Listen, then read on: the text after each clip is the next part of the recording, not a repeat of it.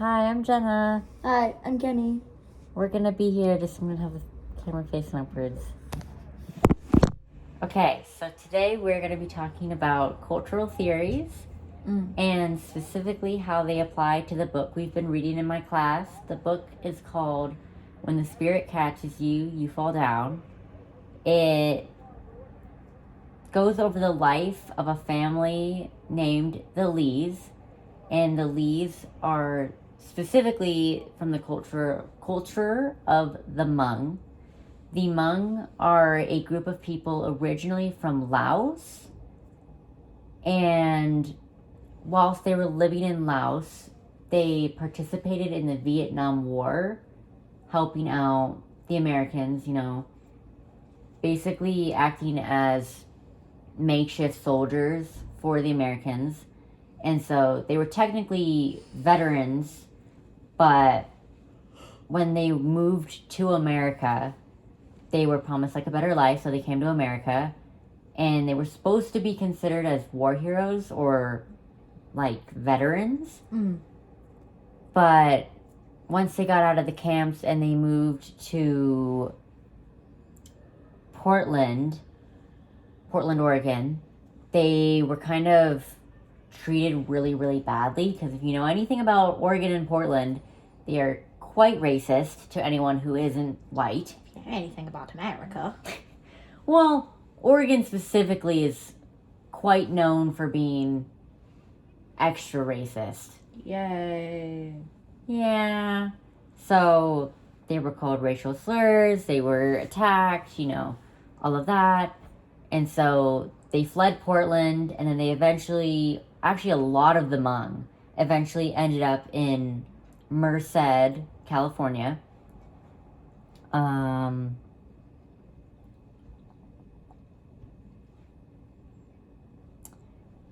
the book mostly goes over the Lee's youngest daughter named Leah. And Leah has... Leah Lee.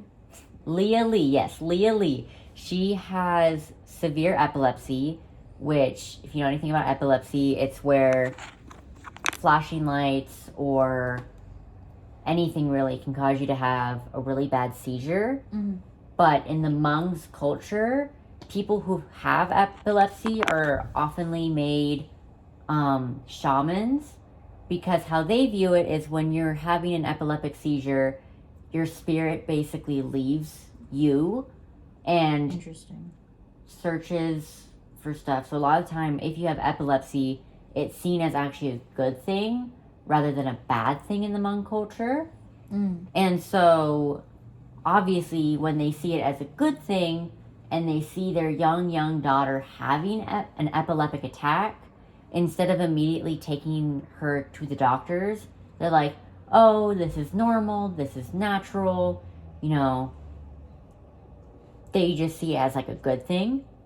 Okay. And so that caused a lot of problems, specifically in how they interacted with American doctors, because, well, one, they don't really understand English very well, so there's obviously the language barrier. But two, because of that cultural aspect of they believe that this is a good thing, and the American doctors think it's a very bad thing. I could imagine how that could be seen as abuse, neglect to your child's health. Yeah. When did this take place, year-wise? 1980s, 1970s. Okay. So this was a solid 40, 50 years ago. So CPS did exist.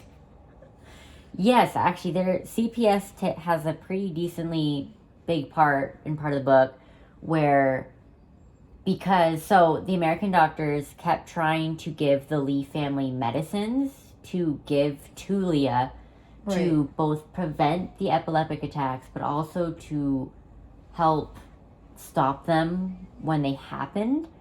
But the Lees, again, because they didn't see it as a bad thing, and they didn't understand, language-wise, that the medicine was there to help, that they didn't really use the medicines properly. And also because in their culture, they use a lot of more natural remedies instead of medicines. And so they thought of the medicine as more of like, oh, we can just give this to her when her epileptic attacks take over 20 minutes, right? Yeah, you can see why that would be bad.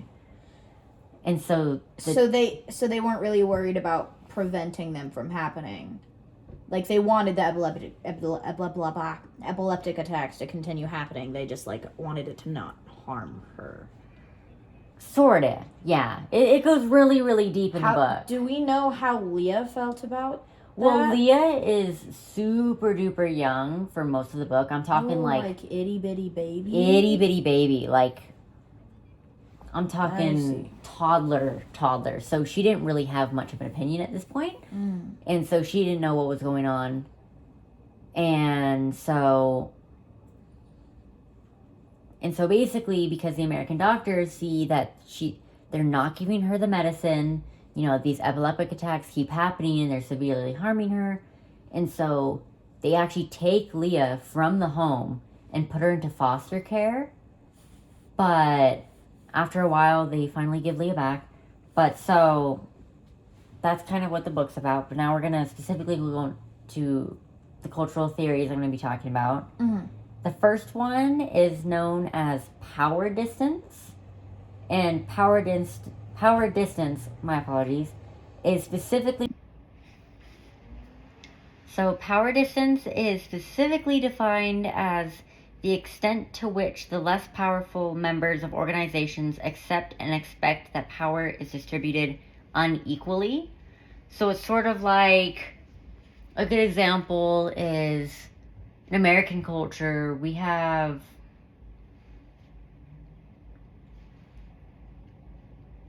sort of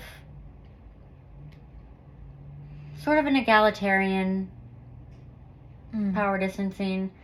Like, you think of your boss as above you for sure, but you would still view him as like human, Right. So you still think of him on at least a decently similar power distance, right?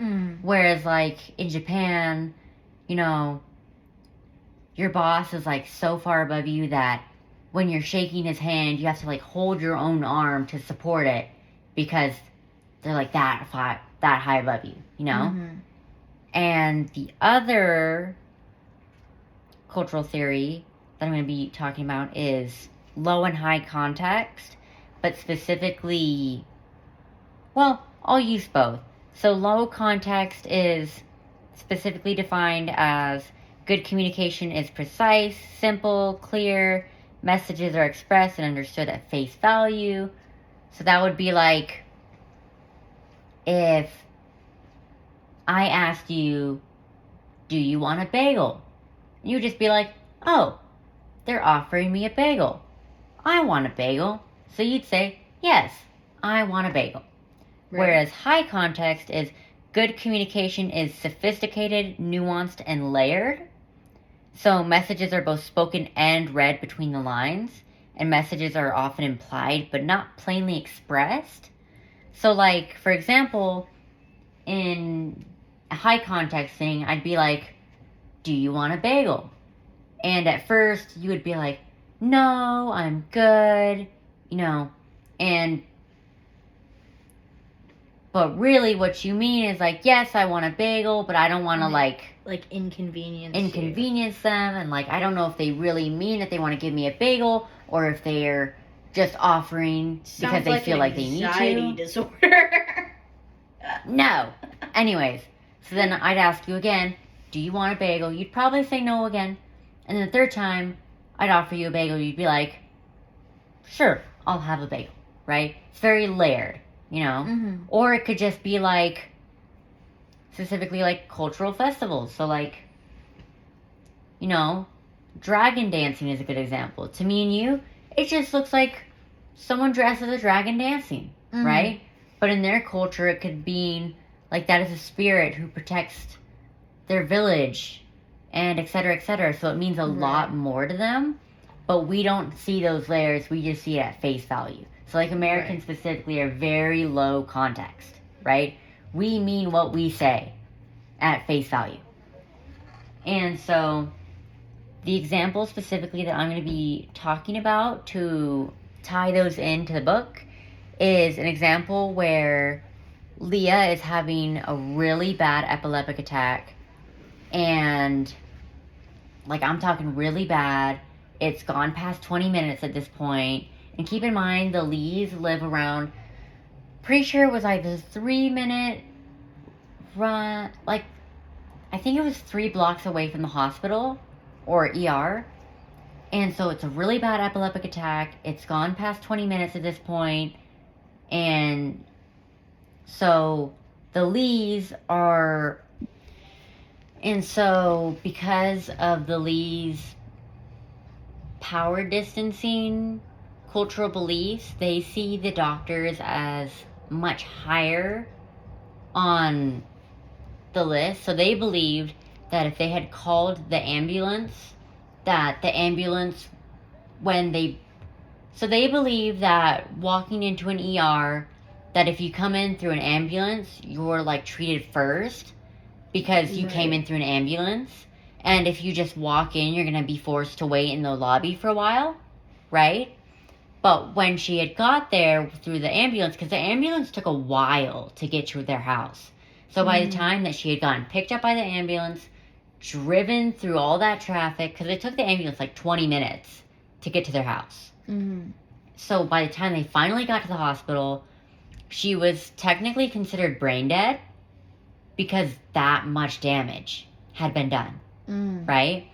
And so obviously in the ER's list of who to treat first, when you're brain dead, you're at the bottom of the list, right? Because you're basically seen as not savable, right? Because once you're brain dead, there's a very, very, very low chance that you're getting your brain function back and able to survive, right? So she was forced to sit in the lobby for forever, and she wasn't treated right away. And so you can see how the power distancing there was very different, and how the Lees thought it. Because if the Lees had just picked her up and ran her there, she wouldn't have been brain dead by then. She probably would have been treated first because... Yeah, especially if she was still having the seizure. Because epileptic attacks... As an emergency. Yeah, epileptic attacks are seen as very, very high on the list because it has to do with the brain, you know? So if they had ran her there versus waiting for the ambulance, she probably would have gotten treated, you know, all that. And also with low and high context, what was I going to say about low and high context? Sorry, one moment. So, even after, you know, so they put her on life support, because that's all you really can do with people who are brain dead, right? So they put her on life support, and the doctors after a while were like, she's basically a vegetable. You know, she's not going to improve. She's not going to get her brain function back. You know, you might as well save yourself the money and save yourself the grief and, you know, just take her home and let her live out the rest of her life in at least the comfort of her home, even though she doesn't have brain function, right? But the Lees basically saw that as them giving up on her, and they didn't like that they were referring to her as a vegetable, because obviously human spirits and human life are seen in such a higher context to them. You know, they just believed that her spirit was temporarily disconnected from her body, and that her spirit was trying to find her way back, and that they just had to keep her body safe until then, until the spirit could get back to her. And so the dad saw that as like such... Oh my god, it's Levi. Sorry. But they saw that as like so crazy that instead of filling out the paperwork, because they were like, take her home, right? So instead of filling out the paperwork and everything to take her home, her dad literally just unplugged all the machines off of her, picked her up and started running out the door with her, right? Because he thought that by them saying, like, oh, just take your daughter home and let her die naturally, he thought that that was them basically saying, yeah, we give up on her, she's gonna die, right? So he was like, in his mind, by running his daughter out the door and taking her home and treating her there, he thought that it was going to be better for her, right? But obviously, you know, when they saw him running out the door with his daughter who hadn't been checked out yet, they were like, you can't do that. You can't just run out the door with a patient without signing them out.